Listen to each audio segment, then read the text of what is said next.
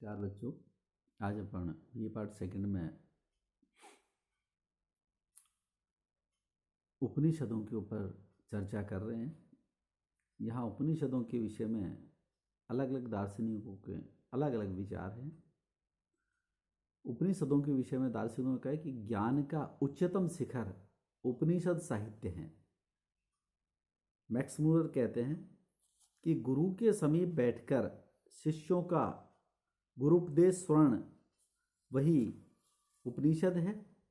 इसमें अपनी शंकाओं को गुरु के समीप में रखना और गुरु के द्वारा उन शंकाओं का समाधान, इसका ये अर्थ लेते हैं।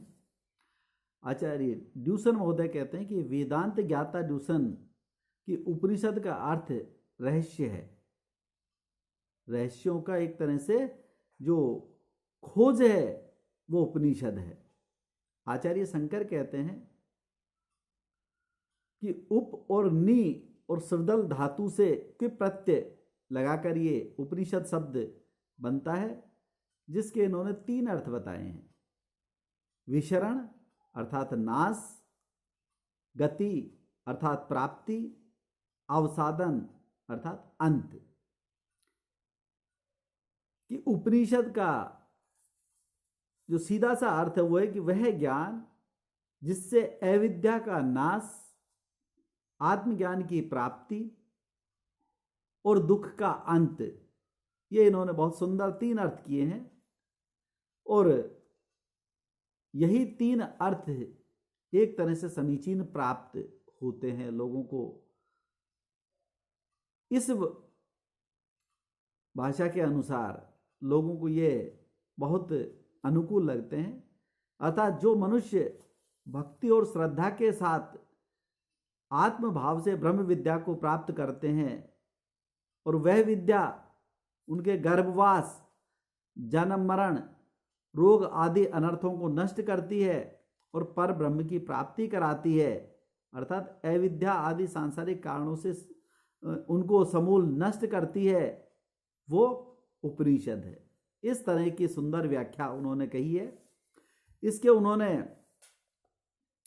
जो अर्थ बताए हैं वो इस प्रकार हैं कि जैसे पहला है, गुरु के समीप बैठकर श्रद्धा पूर्वक उपनिषद वर्णित ज्ञान को ग्रहण किया जाता है। उपनिषद ज्ञान वह रहस्यात्मक ज्ञान है। उपनिषद ज्ञान अविद्या का नाशक, ब्रह्म ज्ञान का प्रदायक और भवचक्र रूपी महान कष्टों का निवारक है। यह चरम लक्ष्य का उद्घाटन उपनिषद में ही होता है। सर्वोत्तम ज्ञान उपनिषद वाङ्मय में है। रहस्य विद्या की या ब्रह्म विद्या जो है वो उपनिषद, एक तरह से उपनिषदों को ब्रह्म विद्या की संज्ञा दी गई है।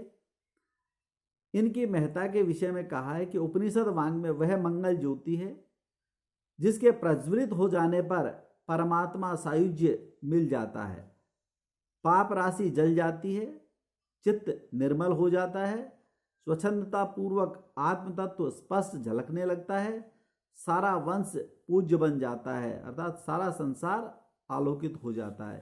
इस तरह उपनिषदों के बारे में जो बहुत सुंदर व्याख्या उन्होंने की है, शोपेनहावर ने इनकी महत्ता के विषय में कहा है कि उपनिषद ज्ञान के संबंध में कहा है कि संपूर्ण विश्व में उपनिषदों के समान जीवन को ऊंचा उठाने वाला और कोई दूसरा अध्ययन नहीं है। उनसे मेरे जीवन को शांति मिली है और उन्हीं से मुझे मृत्यु में भी शांति मिलेगी। इस तरह का बड़ा एक तरह से उनका कथन उपनिषदों के विषय में बहुत महत्व रखता है कि उपनिषदों में प्राप्त होने वाले अद्भुत सिद्धांतों का उल्लेख करते हुए शोपेनहावर कहते हैं कि ये सिद्धांत ऐसे हैं जो एक प्रकार से अपौरुषेय हैं, अपौरुषेय हैं। ये जिनके मस्तिष्क की उपज है, वो एक तरह से निरा मनुष्य उन्हें नहीं कहा जा सकता।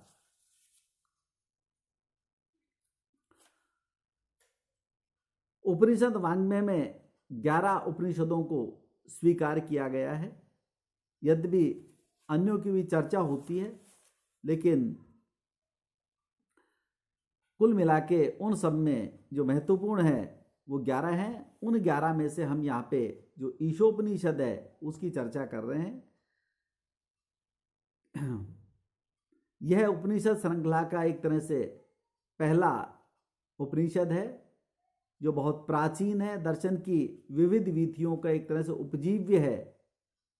इसके विषय में क्या है कि जगत की आद्य शक्ति क्या है, इसके जो वर्ण विषय हैं इसमें इस तरह का ये पुल्लिंग है या स्त्रीलिंग है।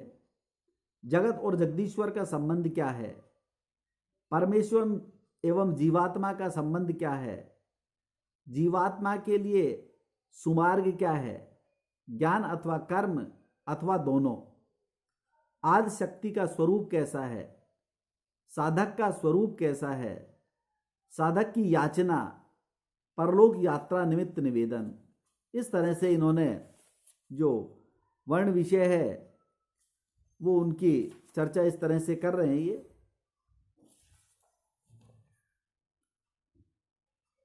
आगे हम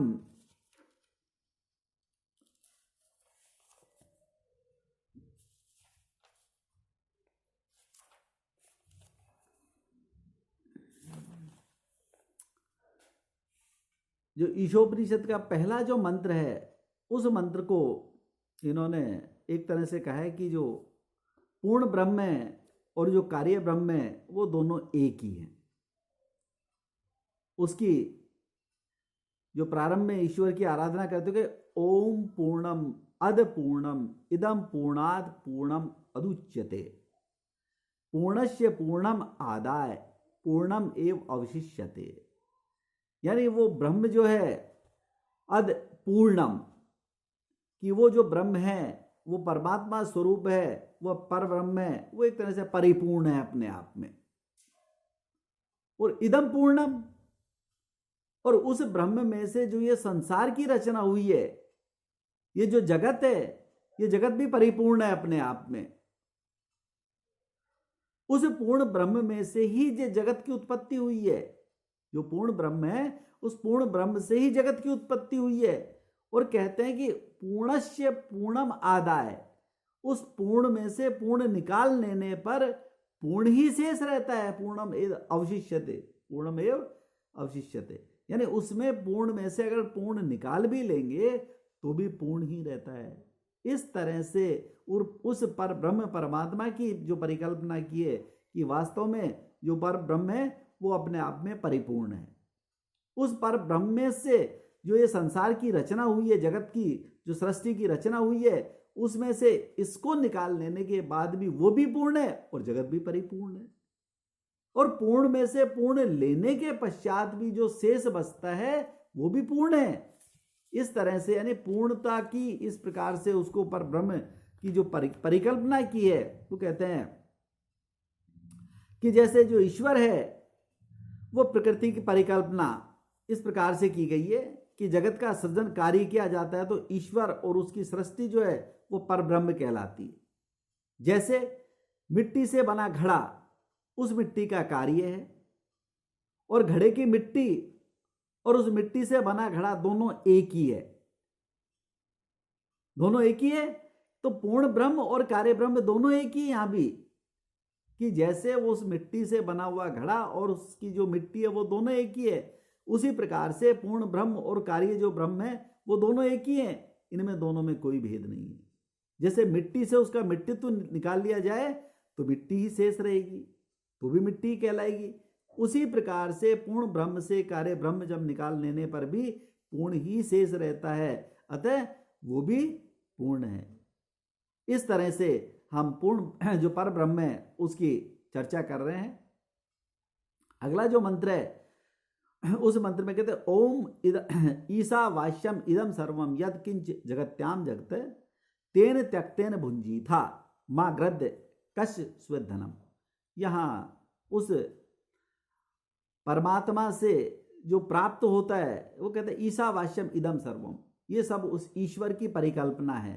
जो संसार है उस ईश्वर की रचना है, और उस रचना के अनुसार जो पृथ्वी पे सब कुछ दिखाई दे रहा है, जो दृश्यमान है वो सब जगत है, और वो सारी की सारी उस परमेश्वर की शक्ति है। वो कहते हैं तेन त्यक्तेन भुंजी था, उस परमात्मा की शक्ति में से जो आप प्राप्त कर रहे हैं, उस प्राप्त को अपनी इच्छाओं को कंट्रोल करके, अपनी इच्छाओं को समेट कर, और उसमें से जो निकालते हैं उसको त्यागपूर्वक उसका भोग करें। जितनी आवश्यकता हो उतना ही आप लें। मां ग्रद्ध कश्चित् धनम, लालच नहीं करें।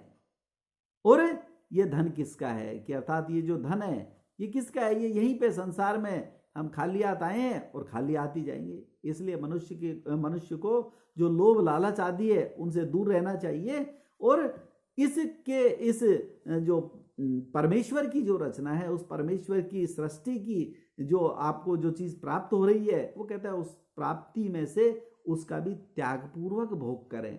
आपको जितनी आवश्यकता है उतना आप लें और उसके पश्चात उसको छोड़ दें। कोई दूसरे का है वो धन, ये धन न हमारा है न किसी और का है, ये सब ईश्वर की इस प्रकार से सृष्टि है। यहां जो आता है वो उसका भोग करता है और उसके बाद में वो इसे छोड़ के फिर वापस चला जाता है। इस तरह से यहां पे कहता है कि धन की और लालच मत करो, लोभ लालच आदि है उसको त्यागो। धन किसका है, क्योंकि पहले भी कि हमारा नहीं था, हम जाएंगे उसके बाद भी हमारा नहीं होगा। इसलिए मनुष्य को यहाँ पर परम पिता जो परमेश्वर है उसकी शक्तियां हैं उसको इस प्रकार से बताया है। आज इतना ही, धन्यवाद।